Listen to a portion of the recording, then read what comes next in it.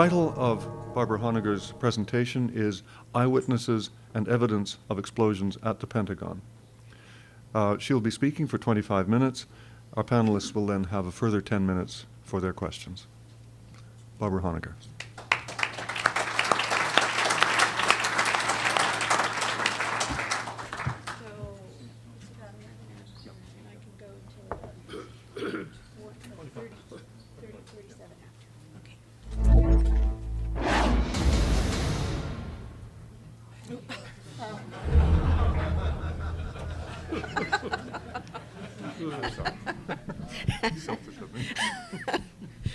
Is it working? No, it can't. Sorry. Got to keep the computer screen open. I have to see it. Okay. Is that good enough? You can hear. Okay. Thank you very much. It's an honor and a privilege to be here and to address our distinguished panel and the audience and hopefully millions of people who are watching via the internet. The title of my presentation today is Eyewitnesses and Evidence of Explosives at the Pentagon. I would like just to begin by saying that because of a technical glitch, not all of my images will be visible, but I will tell you what they are, and you're probably going to know what they are anyway, but many of them are. So anyone who is interested in, I will provide a copy of my PowerPoint, as others have to the panelists, but if anyone would like my PowerPoint, just give me your email at the end of my talk. So I'm just going to begin. I only have 25 minutes, so I'm going to speak very quickly. I have a lot of slides and a lot of information to cover.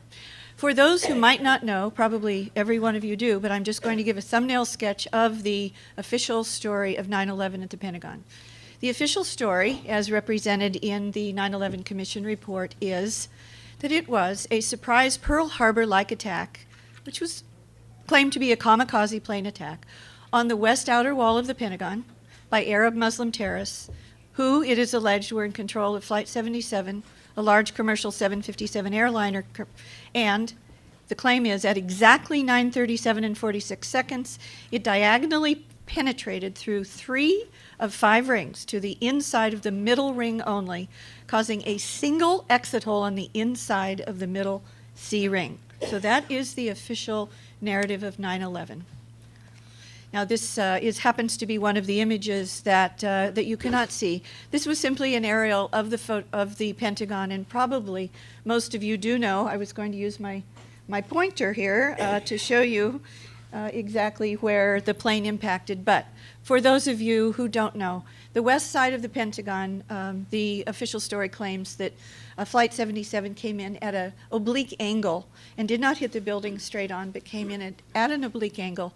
And parts of the plane, at least, it is claimed, went all the way through 310 feet. And according to Donald Rumsfeld, he made the claim that the nose of the plane poked itself out of the inside of the middle or C ring. Okay, that's the official story. Every part of this official story is not true. Now, what I'm going to do in these slides is where I am about to tell you where it isn't true, it's highlighted in red. So good, this is working. So the first claim is that it was a surprise Pearl Harbor-like attack. But the Pentagon, I now know from interviewing eyewitnesses, expected a terrorist attack on the building that morning, but with explosives of some kind. Bomb-sniffing dog teams were at the Pentagon metro stop at least as early as 7:30 a.m. I've personally interviewed a Fort Monmouth TDY auditor named Michael Nielsen, as well as the very famous Army area survivor April Gallup, for 2 hours with under oath testimony on videotape. And they both stated that there were bomb-sniffing dog teams in the metro stop at approximately 7:30 that morning, and then if they left the metro stop and presumably they were still there. So the Pentagon expected some kind of an attack, apparently with explosives that the dog teams were sniffing for that moment. Now, Secretary of Defense Rumsfeld, he's famous for his slips, but one of his slips is in this article. I have too many slides to give you the details, but the article is entitled, "Pentagon Attack Came Minutes After Rumsfeld Predicted There Will Be Another Event." That's Associated Press on 9/11, so that was obviously it was an online story.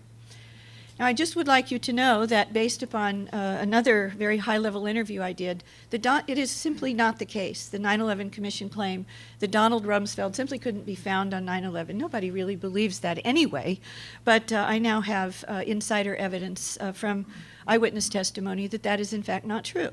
Not only did Richard Clarke, in his book Against All Enemies, make it clear, as Professor Griffin mentioned, that Richard Clarke was on the Clarke's White House teleconference very early. In fact, he might have been the first or the second person on that teleconference. But I've personally interviewed the Assistant Secretary of Defense for Special Operations on 9/11. His name is Robert Andrews, and he stated in an article that was published on the official DoD website of the Naval Postgraduate School under my byline, which was totally vetted in advance and approved by him and his staff, that Rumsfeld went straight to Rumsfeld's Executive Support Center, or ECS, immediately after Rumsfeld heard that the second tower in New York was attacked, which would have been approximately right after 9/03, to join the Clarke White House teleconference. So it is simply not true that Secretary Rumsfeld could not be found on 9/11. So what was it that that Secretary of Defense Rumsfeld and the K-9 bomb sniffing teams expected to happen that morning, for whatever reason? Well, we have pretty good idea from one of the 9/11 Commission staff reports, the Team 8 report, which was the one that investigated the response, or I would say non-response, of NORAD on the morning of 9/11 and anything connected with the Pentagon. And they did an interview, many interviews, but one of them, and it's now released, you can see this entire report on the web from the National Archives release, that Captain Leidig, who on the morning of 9/11 was the acting head of the Military Command Center, quote, had no awareness of American Airlines 77 coming back to Washington, D.C. His first awareness of any problem was a call from Rumsfeld's own three-star aide, that's a very high-level officer, who asked Leidig if Leidig felt the explosion in the building, and asked Leidig to investigate it. Now here's another big hint. The FBI's official 9/11 investigation code name is Pentbomb.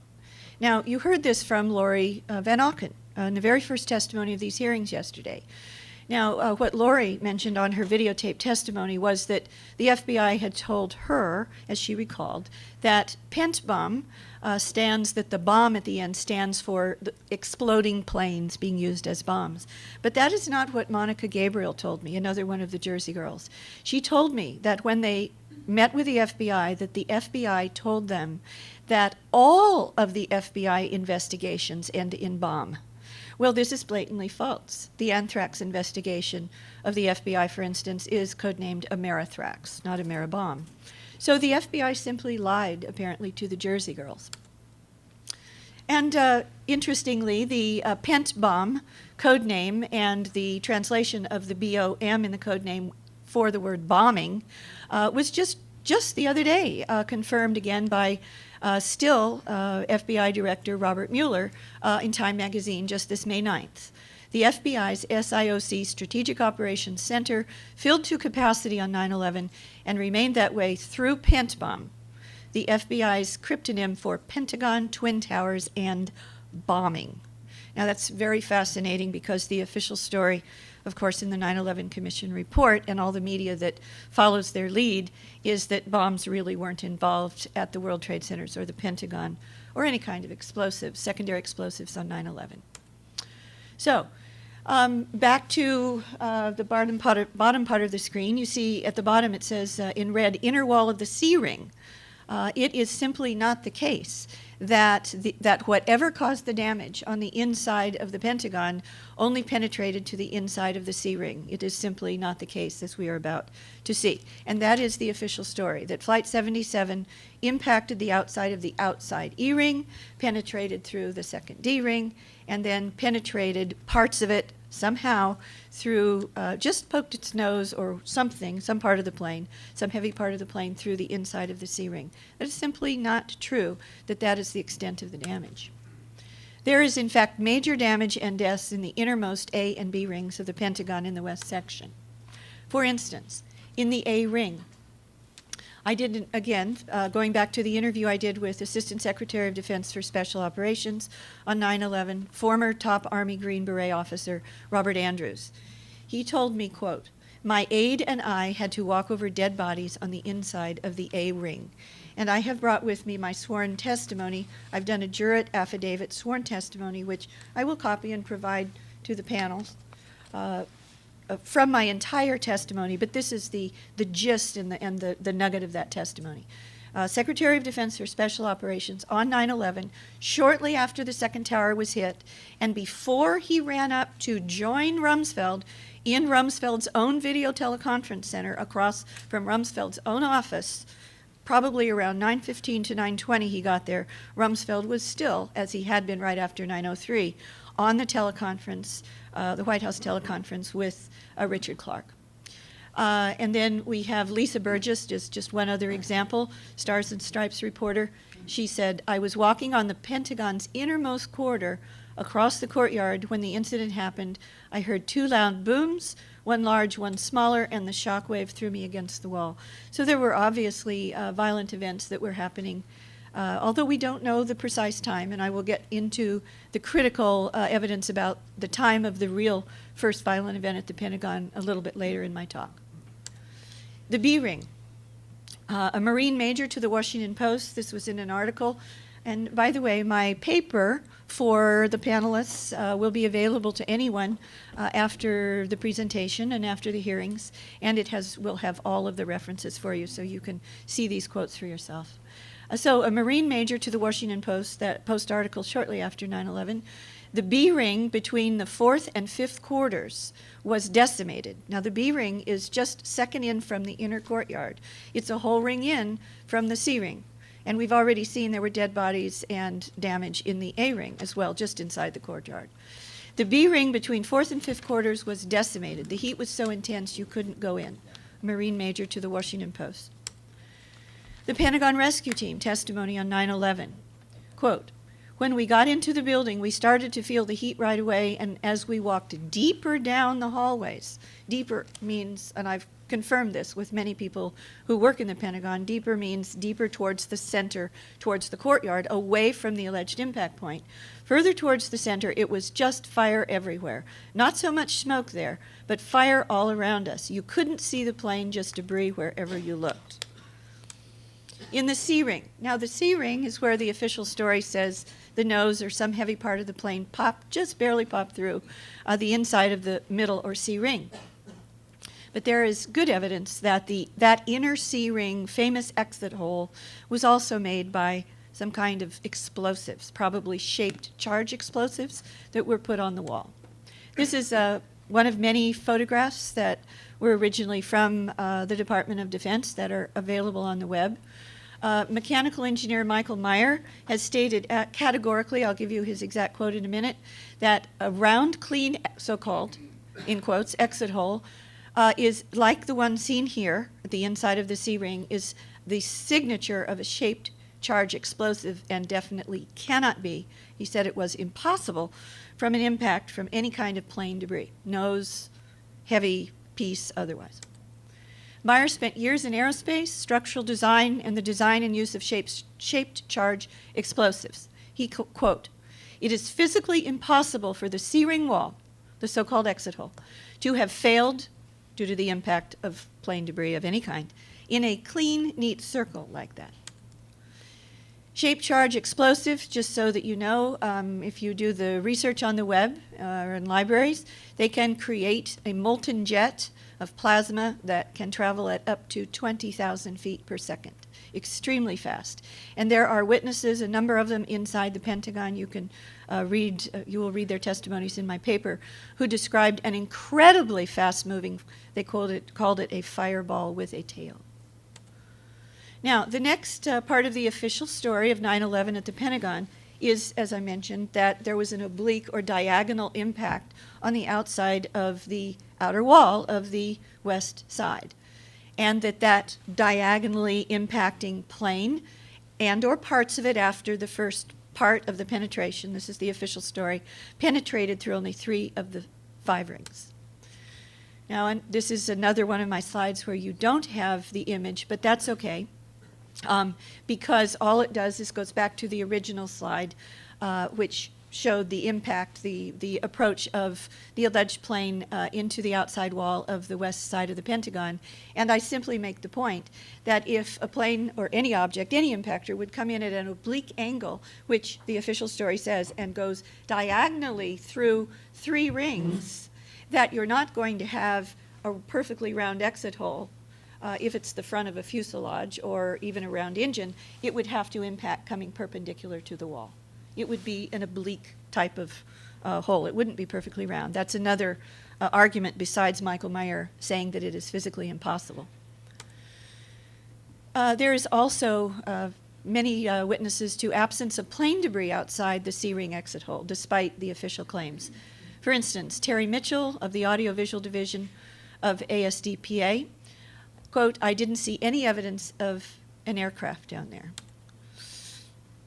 Now, this is a slide that I will be able to show you. If any of these slides just come up afterwards during a break, and I will show you the actual images on my PowerPoint, and that would be for any of the panelists as well. But what this is simply, it's an image taken as a screen capture from the American Society of Civil Engineers, ASCE, report. It's called the Building Performance Report, the after-action report by engineers on the damage at the Pentagon, how it held up, what columns were destroyed, what columns were damaged, etc. And this is simply a graphic of those columns that, from their analysis, going in about 3 days at least after all the debris was cleared out, so that they could see the columns standing or not, that it's a graphic of where the intact columns still were. And one of my colleagues, former NASA Director of Research Engineering, Dwayne Dietz, did a very simple analysis of this graph, and he showed that there is at least one, if not more than one, intact column in any straight line through anywhere near where the alleged entrance hole is and the alleged exit hole. So it's physically impossible for any solid object, large and heavy solid object, to have penetrated and made that exit hole. It would have hit at least one of the columns. And besides, the ASCE report itself states that from its own analysis of the evidence of the damage at the Pentagon, that they don't believe that any part of the plane, if there was a plane, survived more than 160 feet in, and the alleged exit hole diagonally now is about 311 feet in. And I would just like to make an aside here. The Pentagon Performance Report by the American Society of Civil Engineers has this caveat at the beginning, of the very beginning of the report, quote, "The ASCE makes no representation of any kind concerning the accuracy or completeness of any information contained in this publication." Unquote. So if you still have confidence in anything the Pentagon report says, see me afterwards. Okay, now this is a very incriminating evidence for the official story. By the way, the official story at the Pentagon can totally collapse on any one of these points, let alone all of them taken together. All right, so we're back to our official story, and in red, you see that the official story, of course, says that there is a single exit hole on the inside of the C-ring, caused by whatever. Well, in fact, this is a graphic taken from the Washington Post immediately after 9/11 from Pentagon sources, DoD sources itself. And when you come up afterwards, you can see the key, if you can't see it there. But there are 3 exit holes listed from the Pentagon's own immediate sources to the Washington Post after 9/11, not just one. And now we're going to see the image. Luckily, this image survived into my PowerPoint today. This is an aerial photograph that the Pentagon provided to all the media right after 9/11. You can see it on the web. And now hopefully my pointer, yes. This is the so-called official exit hole right here.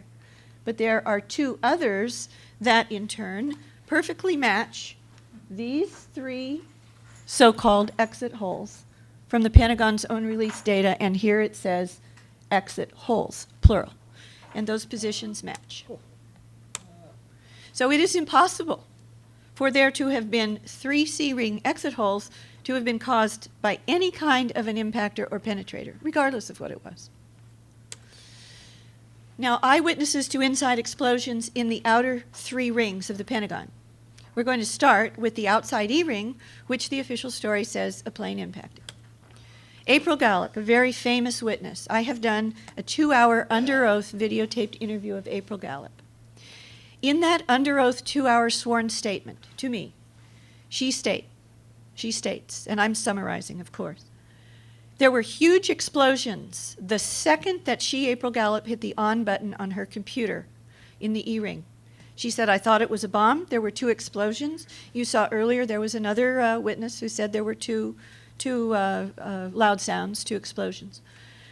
She walked out of the alleged entrance hole, according to the official story, and yet saw no plane parts, no seats, no passenger, no luggage, no smell of jet fuel, no jet fuel fire, no burns on her body. The only fires she saw were seen coming out of the computers in a large ring around her large Army work area. And there was a similar experience reported by Tracy Webb, for instance, in the D-ring, with computers being destroyed. And April Gallup walked out of the alleged entrance hole, according to the official story, with only 1 shoe, 1 bare foot, and the floors were not hot, she said, and her soles, as you will see now, are completely unburned. April Gallup resting on the Pentagon lawn after walking out of the alleged impact hole with 1 bare foot and her soles completely unburned. Others in her group, let me explain what I mean by that.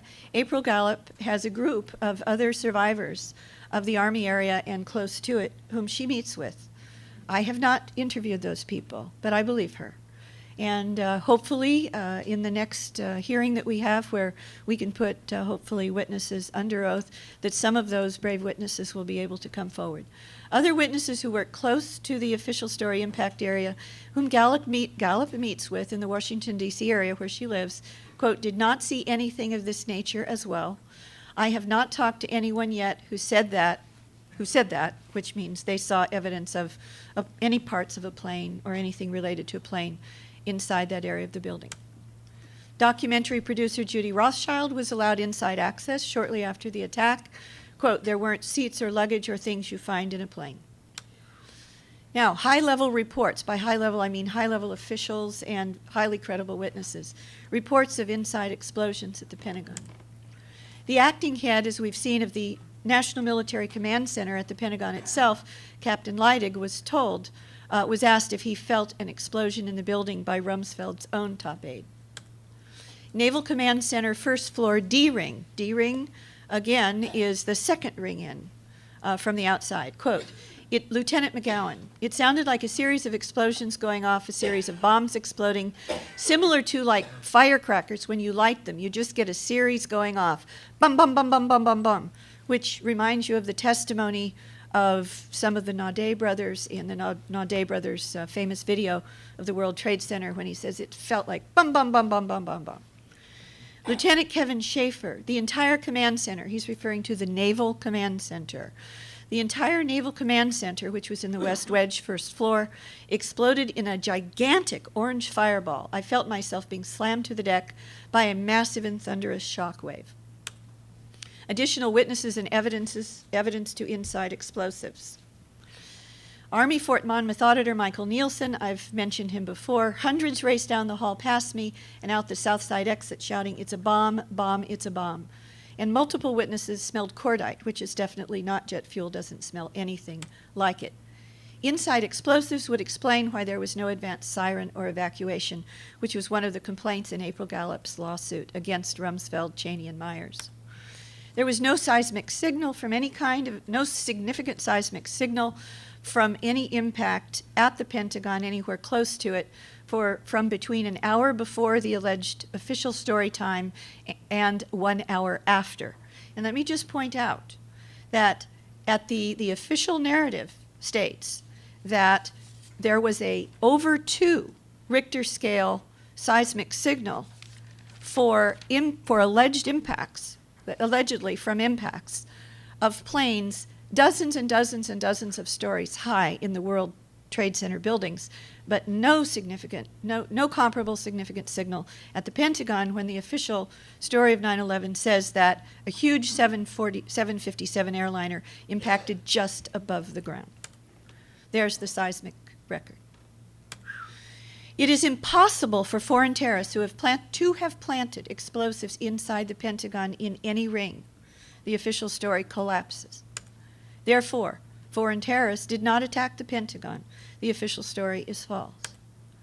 Unlike a blunt instrument of a plane, inside explosives enable the targeting of specific offices and functions.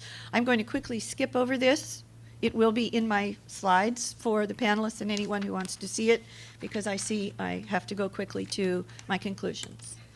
So the Naval Command Center was almost certainly targeted. The Washington Post said so immediately after 9/11. We know the part that was targeted. It was the intelligence center in this upper corner, which is, this is taken from here. That's that corner right there, and that's that corner, the intelligence cell. Interestingly, the only survivor of, according to the official story, the only survivor of the Naval Command Center, which was almost certainly targeted by inside explosives, on the morning of 9/11, Navy Lieutenant Kevin Schaefer became the top staffer on the key Team 8 staff subgroup of the 9/11 Commission investigating the Pentagon's own attack and NORAD's non-response. And then these are many other survivors, NCC survivors, censored from the official story. He was, in fact, not the only one. And I have that from an interview I did with the commander, the person who was in command of the Naval Command Center on 9/11 itself, at Rear Admiral Hathaway. I'm going to skip over this, but it was my original research putting together the dots, connecting Donald Rumsfeld's acknowledgement to the press and in congressional testimony the day before 9/11 that the Pentagon seemed to be missing $2.3 trillion. That's like 2.3 times the entire expenditures so far on the Iraq and Afghanistan wars. That's, you know, a lot of money to just not be able to find. And we do know that there were definitely a large number of Army auditors and financial management people who were killed in the Army administrative area close to where April Gallup's desk was on the morning of 9/11. The question is, was that another targeted attack? Very important point. Once you realize that the real story inside the Pentagon on 9/11 is inside explosives, and that inside explosives not only can be targeted, they are targeted. It's not a blunt instrument of a plane coming from the outside that might or might not hit as low as the ground level without breaking up or something else.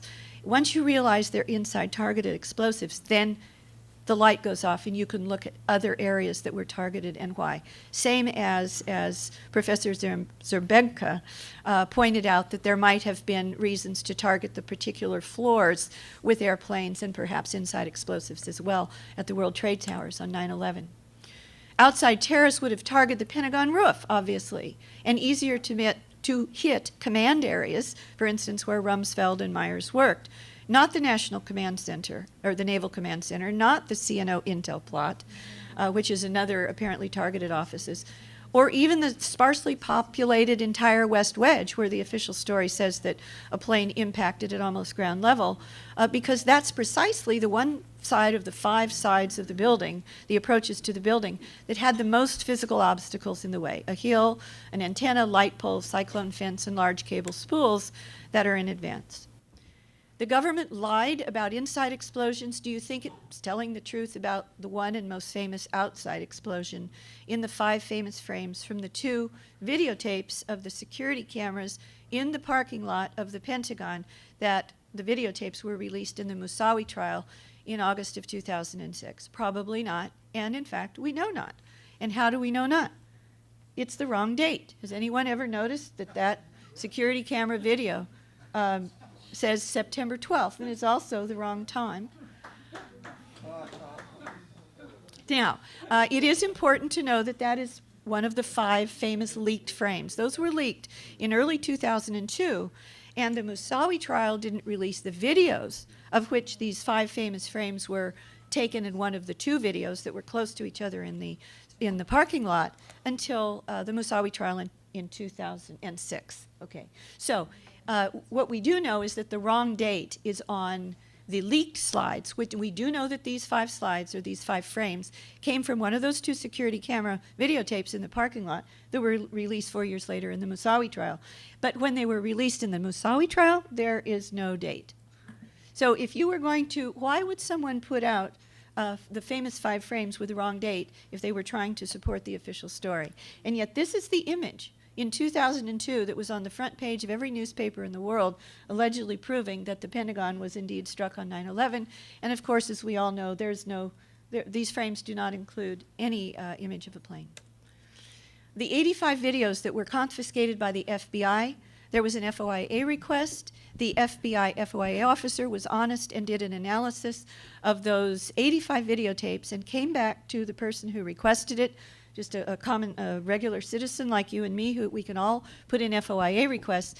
And the analysis came back from the FBI itself that there were only 2 of the 85 that in any way could be interpreted as showing an impact on the building. And those are the 2. And we know that they do not prove anything. They have the wrong time stamp, the wrong date stamp, and they do not show a plane. So I'm just going to close.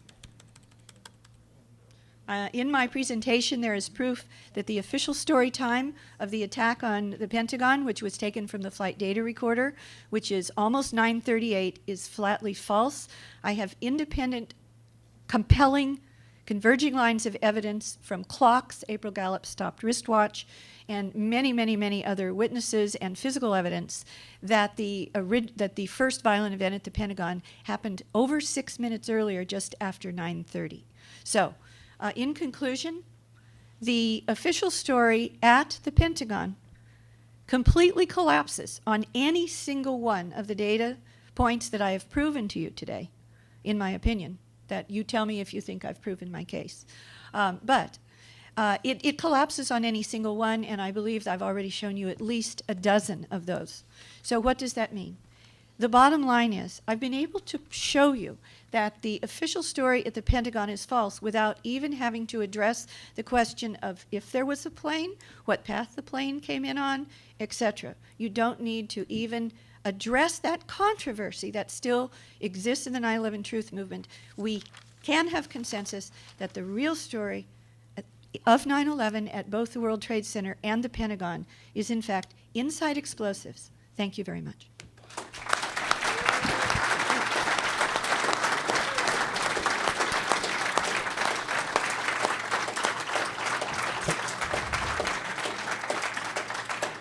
Thank you, Barbara Honegger, for a very stimulating presentation. We will now move to what I'm afraid is going to be a rather abbreviated question period, but do please begin your questions, panelists. And I will be happy to answer questions at the end of the day. Professor Lee.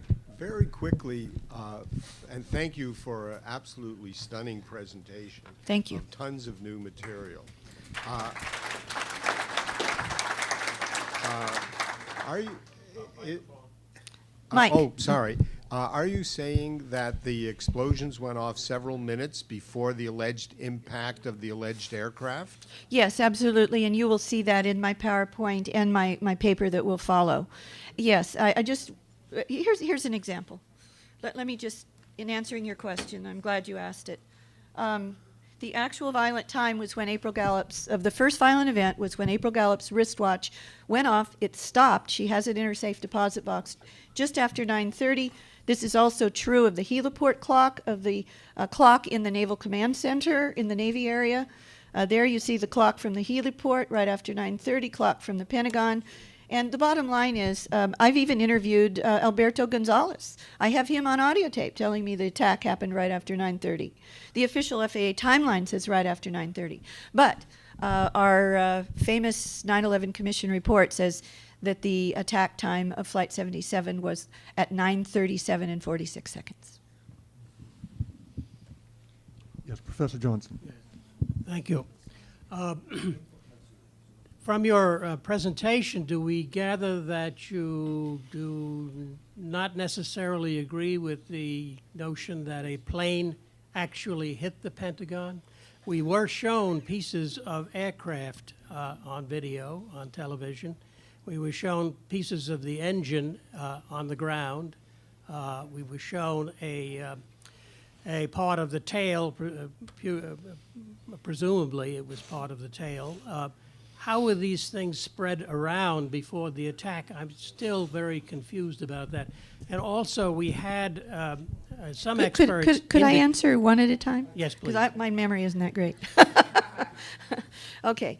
I will preface my answer by saying that my brief today, my mandate, was to address the explosions inside the Pentagon, the proof that they happened at least 6 minutes before any impactor, no matter what it might have been or could have been. So I hope that I have demonstrated that. Okay. Given that I've demonstrated that, you would be asking me for my educated guess, my opinion. Would you like me to give you my opinion as to whether a plane hit the Pentagon? Please do. I do not. The evidence is simply not there that a 757 of any kind hit the Pentagon, in my opinion. Which means that the debris that was spread around was planted. No, not necessarily. It could be from something else. But the important message of my presentation is that if we want a consensus approach going forward for the 9/11 truth movement, there is tremendous and in some cases very toxic personal controversy and debate over whether there was a plane and what kind of a plane and what path the plane came in on. We don't have to go there in order to prove that the official story completely collapses. Thank you so Thank you. much. Professor Jenkins. Well, I think it might still be useful to go there because of public perceptions. I mean, somehow, if there are many eyewitness accounts of planes of the size of the Boeing 757 going into the Pentagon, we have to deal with that, do we not? We do, and you would have to talk to the people who organized the conference. I'd be happy to do that talk later. Thank you. Okay. Please, He said we'll do it in D.C. There's going to be a conference on the Pentagon in Washington, D.C. in the not-too-distant future. Can I ask the audience, please, to hold comments until question and answer period? Any other questions from the panel? Oh, yes. Your reconstruction of the events is very impressive. Was the information gathered from actual witness present to the events? Were they all under oath? Yes. On the what? On the what?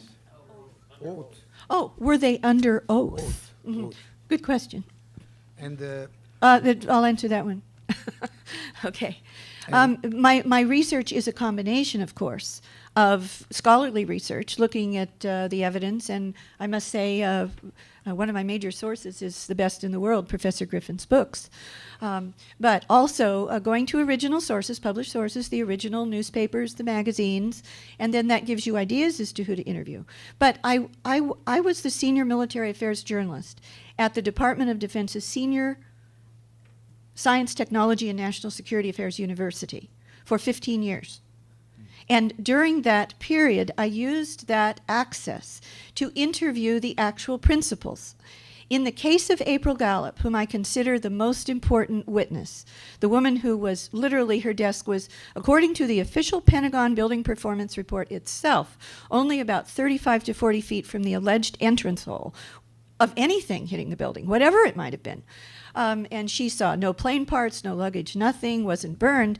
I have done a 2-hour under oath, videotaped, sworn testimony of April Gallup. We There are. are- He had one follow-up question, and then we could Please, cut. follow up, yes. there are survivants at Pentagon that we can I don't understand. Oh, survivors? Survivant. There are survivants that you know that we can meet as witness. There are, whether they would be willing to or not, they would have to be promised security. Yes, but yes, I know who they are. Thank you. So, Please, we do have time for further questions. Do okay. please continue, yes. all right. Yes, until Richard Gage arrives, at which point we will have fine. to. You can continue with questions if you'd like. Oh boy, he says. Professor Lee, you have something further. I mean, you had some amazing slides, which I'm sure we're going to have a chance to study in great Yes. detail. And there are many more. I was able to give you half of my presentation. But some of them were whizzing by at a great rate. And I find it intriguing that the official Pentagon photograph from the air shows 3 exit holes in Ring C. Correct. And has no one, thought to comment on that? I did. I discovered it. Well, put it this way. Many people have noticed that there were the 3 holes with, the big black smoke around them. But it was, to my knowledge, I'm the first person who put together the Pentagon's own data to the Washington Post the day after 9/11 that was published, with showing 3 exit holes. Yes. And they're in precisely the same positions. You see, what's important, and the same thing is true of the time, and you will see this from my slides in the whole section proving that the original reports, all the original reports, were that whatever the violent event at the Pentagon was, and they of course weren't sure at the beginning, people on the outside in the media, they were all right after 9:30. 9:30, right after 9:30, shortly after 9:30, April Gallup's watch stopped right after 9:30, all the clocks stopped right after 9:30, and then the government needed, for some reason that we're still trying to figure out, to say that the Pentagon was attacked by a Boeing 757 almost 6 to 7 minutes later. It's very important for them that we don't believe that something happened right after 9:30. But it did, and I've proven that it did. Thank you very much, Barbara Thank you. Honegger.